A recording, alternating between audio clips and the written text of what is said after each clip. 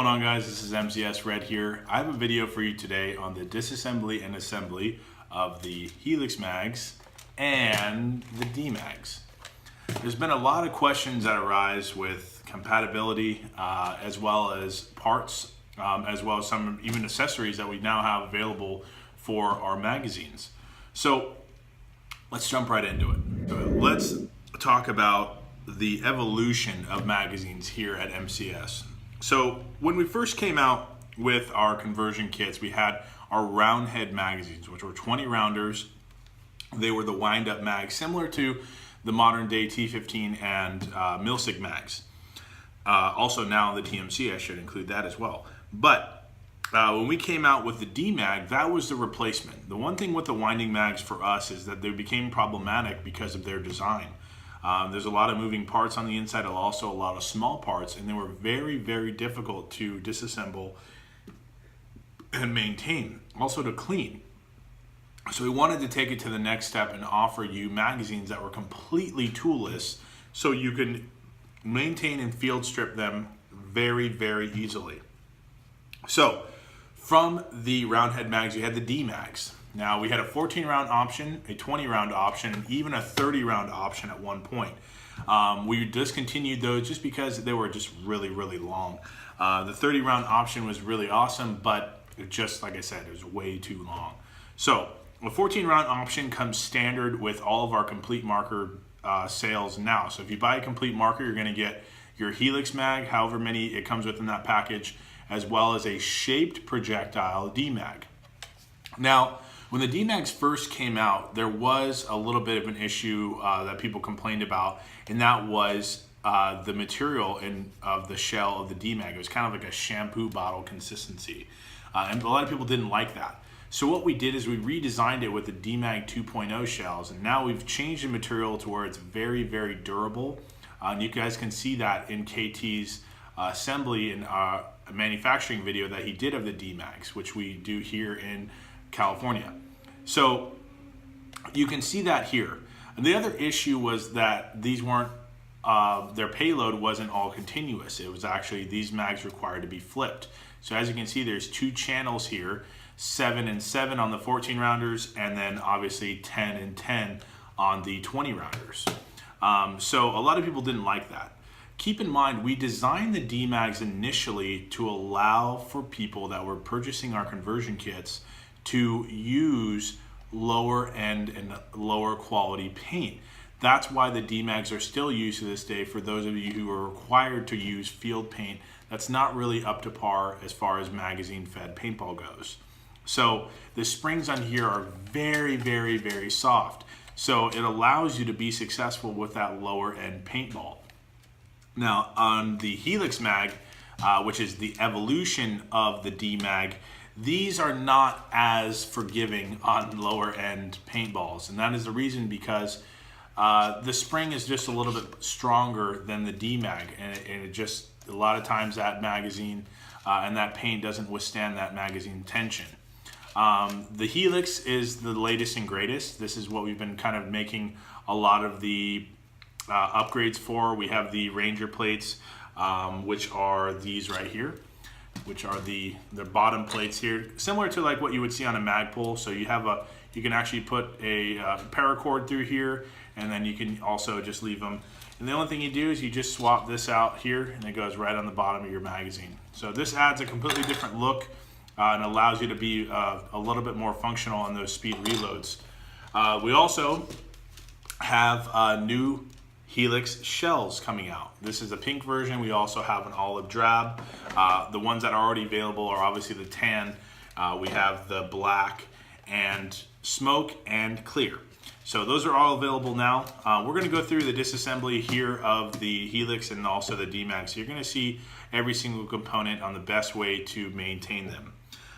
So back to the DMAG. The DMAG is pretty much standard with every gun that you purchase from us now. Our intention was to have it available for those field owners who are using magazine fed guns as rentals. These make great rental markers for you ambassadors that have loaner fleets, or you're just somebody who has a lot of guns and you want to loan them out to new players. The DMAGs are a great way to get people into the MagFed Sport at a very low cost. These are only $9.99 a piece, which is really awesome. So let's jump into the disassembly. We're going to use the 14 rounder. There's no difference between the 20 rounder or the 14 rounder as far as internally. The only difference is obviously the length. So we're going to put the Helix to the side here. The way I like to start is you're going to have two clips at the bottom here, and they're actually pressed from both sides and they meet in the middle and lock. This is the most common part where people break these off because they're not very careful. So what I like to do is I'll actually take a flathead screwdriver, a small one, and I'll prop out both of these clips. As you can see, I did that on both sides here, and that will allow you to then, you want to hold the top, take one of the clips off, and then we'll take the other one off, and you'll have the springs now, as well as this bottom cap, which holds the springs in place. You can go ahead and take out the springs, and you're going to be able to see and feel how soft these bad boys are, and this is why they're so delicate with those that lower end paint. From this point, we'll go ahead and pop out the extrusion. This is the extrusion. This is the insert that reinforces the plastic on the shell. And then we will go ahead and remove the collar or feed tower of the magazine. So these are your followers. These will roll right out. And we'll go ahead, see if we can get this out. It seems like this one's a little stuck. So what we can do here is you can take your, there we go, and just pop out both of these. It is a little stiff, and that's just because that the sleeve in which he's going is very precise. So here are your doors, your paddle doors with springs on the bottom of them. You always want to make sure you don't lose those springs because those are very important, as when they enter the magazine well, the activator pin actually pushes these down to open the chamber and allow the projectiles to actually come out. What you see here is the feed or the tower, the feed tower. Basically, we have this part that goes towards the front of the magazine to release the projectiles. So you can see there is a D shape here. So they are compatible with the shape projectiles. The only difference is the spring in which they are that powers them. So it's a clamshell design. They do have little teeth that go into perspective holes here, so you know you can't ever install it incorrectly. And that's it. As you can see, you have your shell left over. That's all that makes up a DMAG. So we have, let's see here, 1, 2, 4, 6, 8, 10, 12 major components that make up the DMAG. And then you can tell that was completely toolless. So I didn't need any tools outside of a flathead screwdriver, but you can use anything to pry those out. I just like to use a flathead screwdriver because it's a little bit easier. So as far as the feed tower, there are two different versions. There's one for first strikes or shape projectiles, and there's also one for paintball. And the difference is this groove here that allows the door to bend down. Depending on which version you're purchasing, if you're buying the shape projectile ones, they're obviously the 14 rounders that come with your package. Those are for shape projectiles. They will have that notch to allow the door to open up a little bit more. And then if you're using them for round ball or you're just buying extra DMAGs, you will have the normal feed tower, which doesn't have that groove. Okay, so let's go ahead and reassemble these back. What I like to do is I'll just take each door and it goes into a groove, so you don't have to worry about it not fitting correctly or anything like that. These are going to go right together.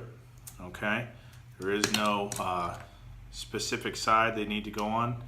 They're just going to fit right on opposite sides of each other. And we'll go ahead, they fit right in a groove, so you're going to be able to look at that here. Trust me, you won't be able to mess this up. And then you will go ahead and put the other side of the shell on and close it up. So you have that. You can see what I'm talking about here. As the magazine enters the breech, it's going to open and close like this, so the chamber allows a projectile to enter the breech. From this point, we can go ahead and put it into the feed tower. Now this will be a little stiff. Like I said, just push it from the bottom all the way up. Let's see here. All right, so pretty much there. If you need help from this point, you can just use your extrusion. Now, with your extrusion, this is one part that's very important. You can see that middle channel here. That middle channel is actually where these two paddle door slits need to enter so those springs don't get caught anywhere. So you can put those in on both sides, okay?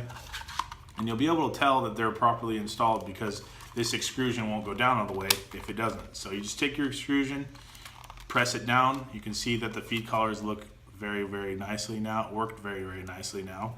From this point, we'll go ahead and enter our, reinsert our followers. So the followers go just like this on this front side with the hole in the middle, not this bottom side. So you'll put those in their respective areas. There's only one way to put them in on both sides. Okay, so you can see that there. Both of the followers on each end. Then we'll go ahead and put our springs back in. Those just hold right into place. Take your bottom cap, and this has two circles on the bottom, two divots, and that actually holds the bottom of the springs in place. From this point, we'll go ahead and press these down. So there are two holes on each side that allow the springs, those door springs, to fit into. So there is a channel for them, so do not worry. This will be a little flimsy when you install it back on there. You'll take one end, you attach it to the groove. That will lock that side into place, as you can see here. And we'll lock this side into place. And all we need to do from here is snap the bottom and make sure these clips go back on nice and easy. And there you have it. You have a completely reassembled DMAG. If you want to check and make sure that the DMAG works correctly, just put it in your magwell, and then you'll activate these pins and make sure the doors and everything can move very easily, or you can just use your fingers here and close the doors and open and close those doors. But that's pretty easy. That's all you need to do. Like I said, the 20-round version is the exact same. There's no difference in installation. It's just a little bit longer, and the extrusion, all that is the same. So, DMAGs are done. Let's go ahead and move on to the Helix. The Helix are my favorite, and the reason being is just that 20 round continuous feeding, and then also the realism. I don't like to have to flip it. I think that for me that would just frustrate me a little bit. But like I said, if you don't have access to a little bit better quality paint, those are going to be the best option for you as far as performance on the field. So Helix, latest and greatest. What we did on the new versions is, I'm going to show you this too, that we added a notch here toward the front of this insert, and there was also always one on the back. But with that front notch, along with the new doors and the door springs, the softer spring, you now get super smooth insertion on all of our magwells. Here's the 468 CPW. I'm going to show you with how well this thing can go in there. You can see it's right there. All I need to do, lock it into place. That's it. And this mag ain't going anywhere. So with our other configurations, they also work very, very well. I love the Bolt and Blizzard magazine wells with the new magazines. They just go in like butter. I mean, makes a difference so much. A lot of people have been praising the design. That's one thing that with MCS magazines or RAP4, we were always known to have to tap the mags in, and a lot of people didn't like that. So what we did is, like I said, we addressed that issue with the new Helix inserts, and this is with all magwells. I have a Vortex here too, the 2017. Boom, it's in there, no problem at all. Goes back right in, no problem. So the inserts do make a difference. For those of you that are on the fence about upgrading them, do it. Trust me, it's worth it. So let's do our disassembly, and I'll show you how to reassemble them. So with the Helix mag, you're gonna have 2 buttons on each side. All you do is you press and push up with your finger, and that will release insert. You wanna keep in mind that you put your 2 fingers right here because those 2 buttons that we just pressed are under a spring tension. So you can see I put my fingers, I catch them, that way they don't shoot off, and I have a spring here in the middle. What I'll do is I'll take this spring out, put my shell or sleeve over here, and I'll open it up a little, very slowly, because the spring is gonna bust out. So what I like to do is I'll just take it out just like this. Here's your spring, your follower. Now, for those of you who sometimes, if you insert a Helix mag with no paint in it, what's gonna happen is this follower is gonna exit the breech of that magazine and probably get caught. More commonly in the anti-ball drop of the 468, it will get caught, and when people try to pull the magazine out, this will rip off. It's perfectly normal. This is a 3-part design. You have the channel follower and then the actual follower for the projectile, and there's a cap here at the bottom. Most of the time, if you didn't lose those 3 parts or didn't see where they dropped, you'll be able to just snap those back on. You just put the spring on, and then you put the cap through the bottom of that follower, and then just snap it together, and that's it. Obviously, for those of you who are not very careful, you may want to pick up some extra of those parts, which are extremely affordable. So, as you can see here, I have 2 components. This is my door and my door spring. These are the 2 new parts that we've now released with the 2017 edition Helix that allow for that smoother insertion as well as better feeding with shape projectiles. We have our C-clamp, which is actually the part that locks the follower back when you use your loading rod to insert your magazines. You have your arm, your linkage arm here. This is a very interesting part that I guess ironically has been named the ice cream cone spring. As you can see, it does have a taper towards the top, and then you have a small ball bearing.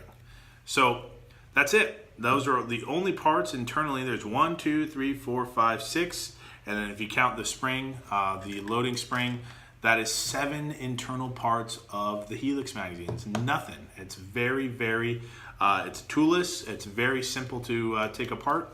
As far as cleaning, if you break paint in here or anything like that, they're dirty, you just want to clean them up, just take them off, put them in a bucket of warm water, and then rinse them. I would not get the metal parts wet if you don't have to. If you get paint on them or anything like that, use warm water and make sure they're dry. They dry out completely. Don't leave water in here or you'll probably rust out those parts and need to replace them. So as far as the spring, same thing, wipe it down or apply a little bit of warm water and then dry it immediately after that.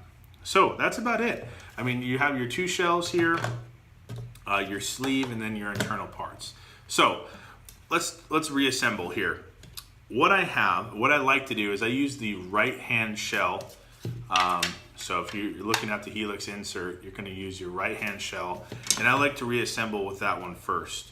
So what I'll do is I'm going to take my door and I'm going to put it in the groove here. Now every single part here on the Helix magazine has a groove for it.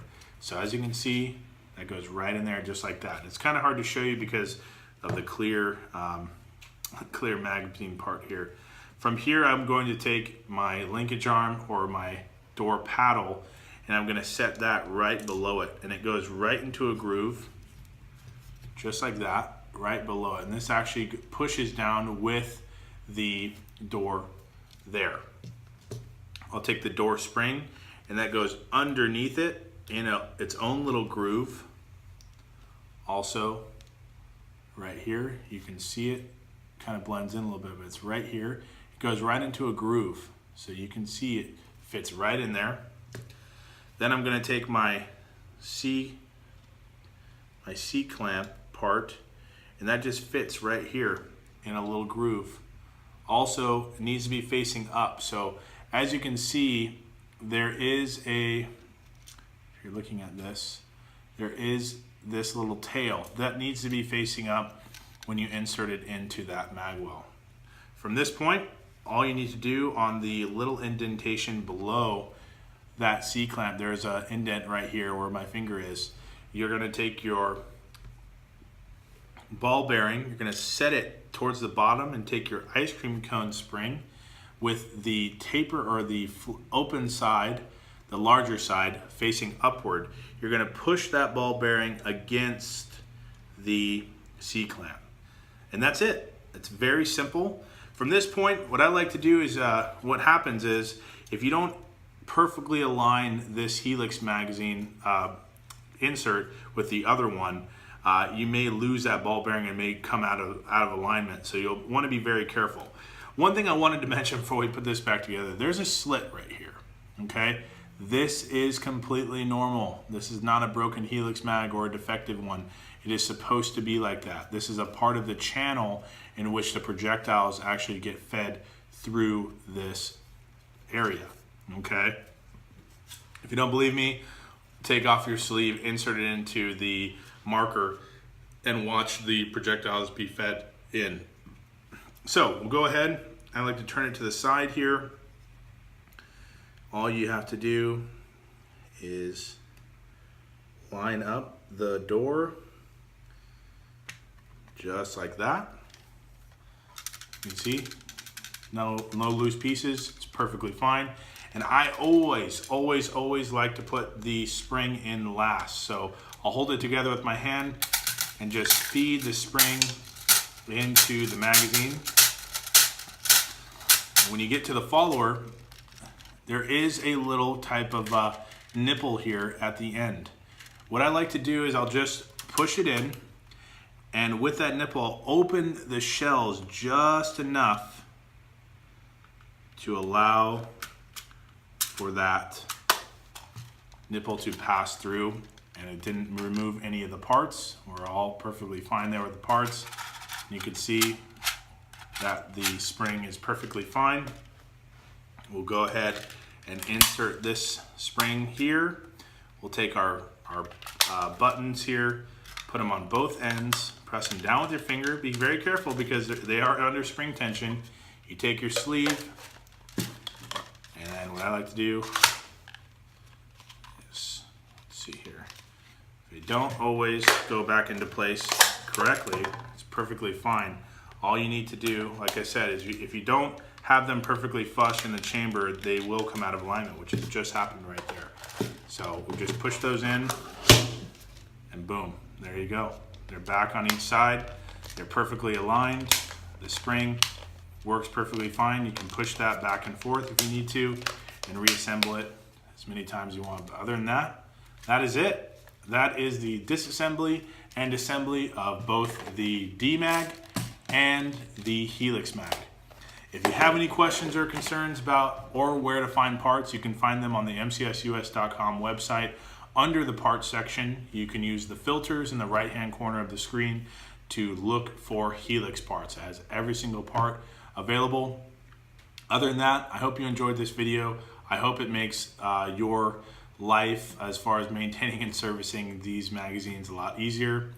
Like I said, if you have any questions or concerns, you can always reach out to us on the mcsus.com website via chat, email, or give us a call directly. We'll see you guys out on the